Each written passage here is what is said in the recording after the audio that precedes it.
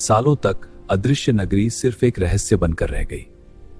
लोगों ने उसे एक मिथक मान लिया, लेकिन सच अभी भी जिंदा था। नीरज टहलते हुए घने जंगलों में कुछ दुर्लभ पत्थरों की खोज कर रहा था।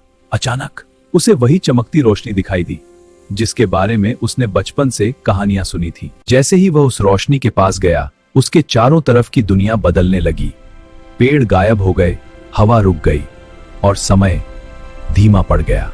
नीरज अब एक अलग ही दुनिया में था। वह एक विशाल चमकती नगरी थी, वही अदृश्य नगरी, लेकिन यह वैसी नहीं थी जैसी कहानियों में थी। नीरज ने देखा कि वहां के लोग अभी भी जिंदा थे, लेकिन उनकी आंखें खाली थीं। वे चलते तो थे, पर जैसे उनके अंदर कोई आत्मा ही नहीं थी। तभी एक लड़की उसके सामने आई। वह थी, लेकिन अब वह पहले जैसी नहीं थी। उसकी आंखों में चमक की जगह अंधेरा था। हमने अपनी सभ्यता को बचाने के लिए एक दूसरी दुनिया में कदम रखा, लेकिन हमने एक गलती कर दी। जिस ऊर्जा पत्थर ने हमें बचाया, उसी ने हमारी आत्मा छीन ली।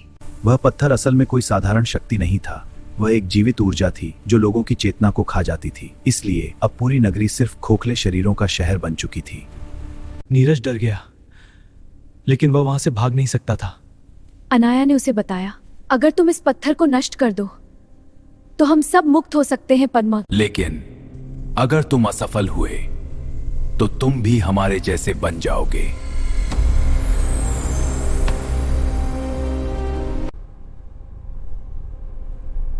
मत करो, तुम भी यहीं के हो जाओगे।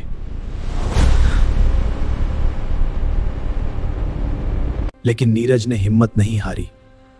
उसने पूरी ताकत से पत्थर को तोड़ने की कोशिश की। जैसे ही पत्थर में दरार आई, पूरी नगरी कांपने लगी।